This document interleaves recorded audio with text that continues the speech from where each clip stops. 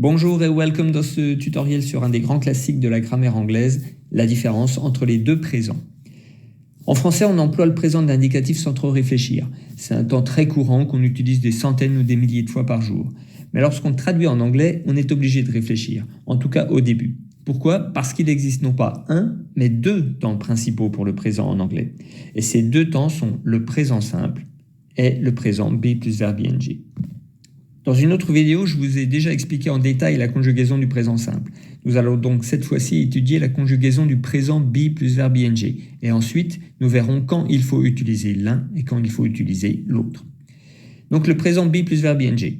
Eh bien, comme son nom l'indique, il se conjugue en deux morceaux, be au présent suivi du verbe avec ing. Be, c'est l'auxiliaire être en anglais. Mais au présent, be a plusieurs conjugaisons possibles et il faut absolument les connaître. On va donc rappeler la conjugaison de be aux différentes personnes. Première personne du singulier I am, deuxième personne du singulier you are, troisième personne du singulier masculin he is, troisième personne du singulier féminin she is, troisième personne du singulier neutre it is, première personne du pluriel we are, deuxième personne du pluriel you are, troisième personne du pluriel they are. On conjugue donc be à la bonne personne en fonction du sujet, et ensuite, qu'est-ce qu'on fait ? Eh bien, on ajoute ing à la fin du verbe. Si le verbe est work, travailler, cela donnera working. Je travaille au présent be plus verbe ing se dira donc I am working.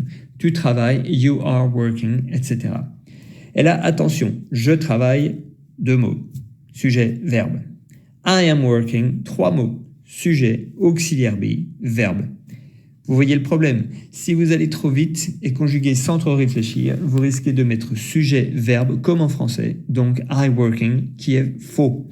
Pensez bien, lorsque vous conjuguez au présent be plus verbe ing, qu'il y aura be à ajouter entre le sujet et le verbe. Petit exemple en image. Comment va-t-on conjuguer le verbe play pour dire que cette fille est en train de jouer au rugby ? This girl is playing rugby. Et comment le conjuguera-t-on pour dire que ces garçons sont en train de jouer au rugby ? These boys are playing rugby. C'est bon ? Alors passons à la partie la plus importante de cette leçon, le choix entre le présent simple et le présent be plus verbe ing.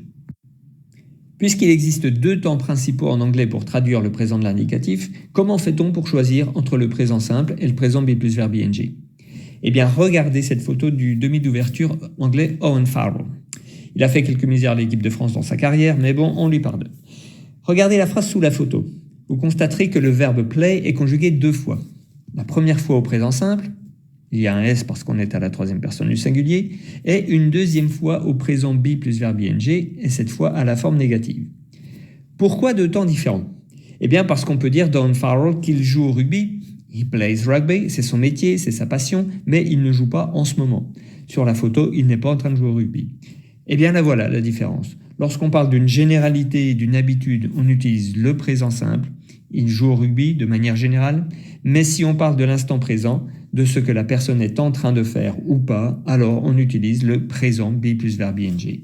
Or, Owen Farrell n'est pas en train de jouer au rugby sur cette image. C'est pour ça qu'on est à la forme négative. Vous avez tout compris ? Alors on applique. Sur cette image, une petite fille mange une pomme. Alors, quel présent doit-on choisir en anglais pour traduire le verbe mange ? Eh bien oui, c'est le présent be plus verbe ing qu'il faut choisir. She is eating an apple. Pourquoi ? Parce que l'action dont on parle est en cours de déroulement. Un petit truc pour le présent be plus verbe ing, si on peut dire en ce moment ou en train de, c'est que le bon temps est très probablement le présent be plus verbe ing. En ce moment, elle est en train de manger une pomme. En revanche, si je veux dire qu'elle mange une pomme tous les jours, alors j'utiliserai le présent simple, bien sûr. She eats an apple every day. Pourquoi ? Parce qu'on ne parle pas de l'instant présent, mais d'une habitude. On utilisera donc le présent simple pour parler d'une habitude, comme dans cet exemple, d'une généralité, par exemple « I live in London », j'habite à Londres, ou encore d'un goût. « I like rugby », j'aime le rugby. Bref, à chaque fois qu'on est au présent, mais qu'on ne parle pas de l'instant présent. Voilà l'essentiel de ce qu'il faut savoir sur le présent be plus verbe ing et sa différenciation avec le présent simple. Bien sûr, il y a des exceptions à tout cela. Par exemple, on se sert parfois du présent be plus verbe ing pour créer un effet d'insistance ou pour évoquer le futur. Mais si vous faites déjà la différence entre les deux présents et que vous prenez déjà le réflexe de vous demander quel présent on utilise dans tel ou tel cas, Franchement, c'est déjà pas mal. Et avec le temps, le bon présent viendra de manière automatique. Thank you for your attention.